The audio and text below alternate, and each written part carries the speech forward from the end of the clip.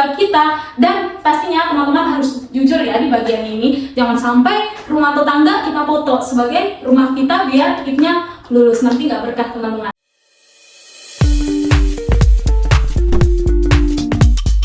Video ini dipersembahkan oleh Radar Edukasi, berbagi wawasan menambah pengetahuan. Halo teman-teman, kembali lagi dengan Radar Edukasi, berbagi wawasan menambah pengetahuan.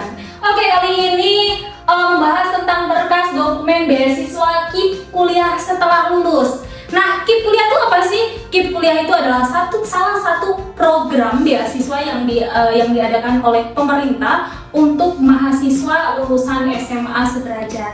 Nah, bagi KIP kuliah ini diperuntukkan untuk mahasiswa yang kurang mampu tapi punya prestasi, teman-teman. Bukan hanya tidak mampu, tapi mahasiswa tersebut juga mempunyai prestasi. Nah, bagi teman-teman yang mempunyai prestasi dan merasa kurang mampu, bisa banget nih daftar ke KIP kuliah. Tapi bagi teman-teman yang merasa mampu dan pintar, jangan dulu lah, kasih kesempatan yang lainnya untuk mendaftar KIP kuliah. Dan bagi teman-teman yang kurang mampu tapi prestasinya pas-pasan nih, nah masih bisa diusahakan teman-teman, coba saja dulu daftar. Nah, daripada teman-teman penasaran apa saja sih berkas KIP kuliah setelah dinyatakan lolos perguruan tinggi, nah ini dia. Yang pertama, pas foto berwarna ukuran 3x4 sebanyak 3 lembar, kartu peserta KIP kuliah, dan formulir pendaftaran program KIP kuliah. Nah, referensi ini saya ambil dari salah satu universitas yang ada di Indonesia ya teman-teman. Jadi kurang lebih ini berkasnya ya teman-teman. Terus yang selanjutnya yaitu fotokopi nomor pendaftaran SNBP dan KTP atau kartu identitas siswa gitu. Jadi di fotokopi pendaftaran SNBP-nya. Jadi setelah daftar KIP kuliah itu biasanya pendaftaran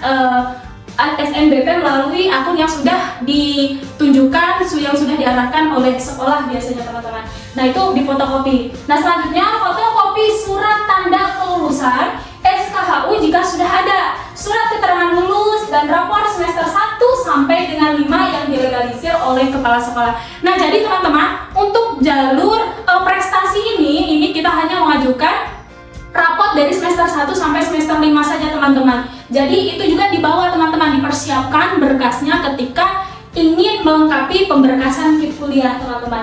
Oke, selanjutnya itu surat keterangan peringkat kelas yang dikeluarkan oleh pihak sekolah. Nah, tadi itu teman-teman yang sudah saya jelaskan, beasiswa ini itu selain yang kurang mampu, siswa juga tuh harus berprestasi teman-teman. Nah, ini salah satu berkasnya, keterangan peringkat kelas yang dikeluarkan oleh pihak sekolah. Nah, gimana dong kalau misalkan nggak peringkat kelas selama sekolah, selama SMA? Nah, itu bisa saja dikeluarkan. Jadi mau peringkat keberapa nih gitu. Jadi bisa peringkat ke-10 besar atau 9, 8 itu nggak apa-apa, dilampirkan saja teman-teman.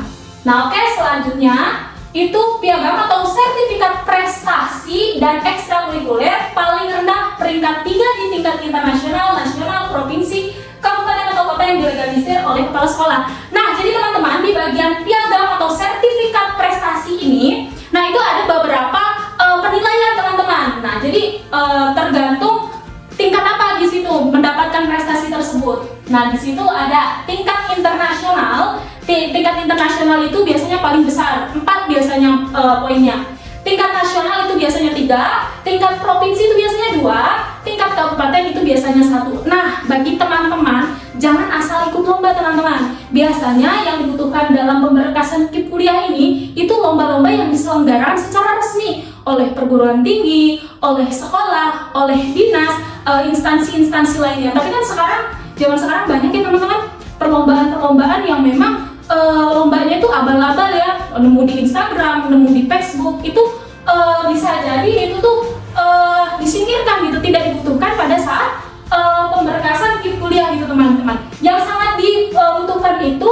sertifikat yang memang diselenggarakan oleh instansi-instansi yang memang resmi teman-teman. Nah, oke, selanjutnya itu berkasnya fotokopi KTP orang tua dan kartu keluarga terbaru. Nah, di kartu keluarga ini teman-teman, semakin banyak anggota keluarga kita, itu semakin besar kemungkinan kita untuk lolos teman-teman, karena di situ beban keluarga juga banyak ya teman-teman tentunya. Oke, lanjut. dari dinas sosial. Nah, jadi untuk prosedur keterangan tidak mampu dari dinas sosial itu yang pertama kita membuat dulu surat keterangan tidak mampu dari kelurahan, dari desa, itu biasanya dari desa dulu atau kelurahan. Setelah itu baru kita naik ke dinas sosial. Nah, dari dinas sosial itu baru dikeluarkan surat keterangan tidak mampu, yaitu berupa surat rekomendasi bahwa anak ini tuh pantas loh untuk mendapatkan KIP kuliah gitu.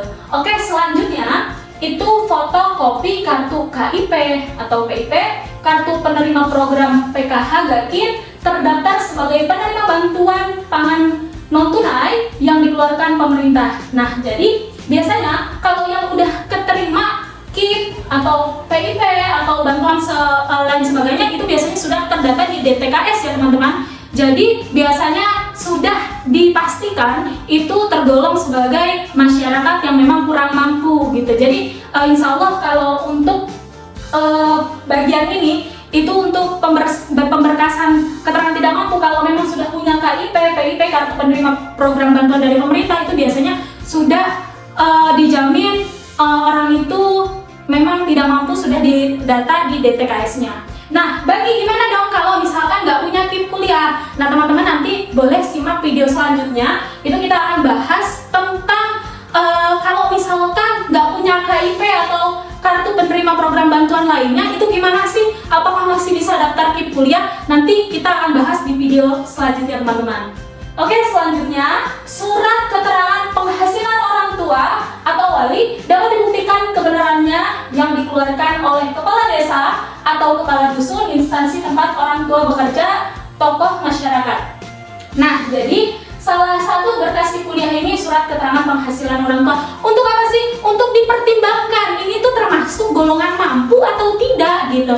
Nah, biasanya kan kalau mampu gajinya besar, kalau tidak ya gajinya biasanya di bawah rata-rata orang yang mampu gitu. Nah, ini bisa jadi pertimbangan pihak perguruan tinggi untuk menentukan lolos atau tidaknya sih si mahasiswa ini gitu. Oke, selanjutnya borang isian UKT online yang telah ditandatangani orang tua dan surat kebenaran isian borang UKT yang telah ditandatangani dan diberi materai 10.000. Nah, ini biasanya kita diperintahkan mengisi borang isian UKT. Nah, setelah itu kita ngeprint. Nah, di situ surat diberikan materai 10.000 yang sudah ditandatangani oleh orang tua, teman-teman. Oke, selanjutnya deskripsikan detail pekerjaan ayah dan ibu.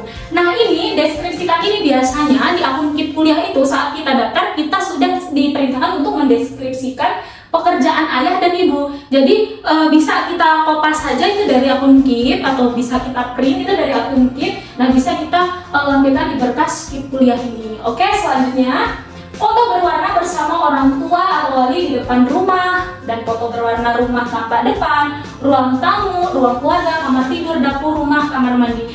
Nah, ini untuk apa?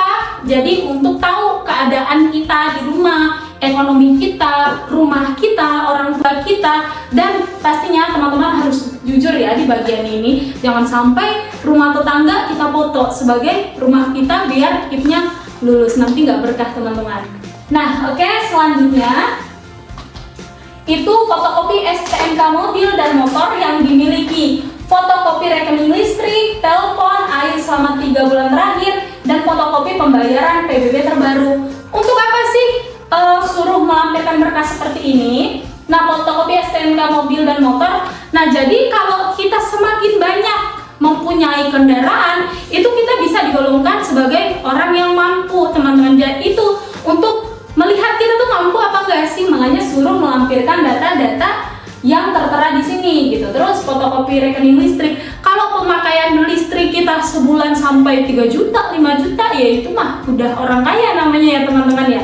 Nah, telepon, air selama 3 bulan terakhir, dan fotokopi pembayaran PBB terbaru. Tujuannya biar kita tuh bukti, oh kita tuh tidak mampu gitu. Nah, terbukti dari berkas-berkas ini. Oke, selanjutnya, nah terima kasih. Nah, itu dia beberapa berkas untuk melengkapi saat KIP kuliah sudah saat mahasiswa sudah keterima di perguruan tinggi.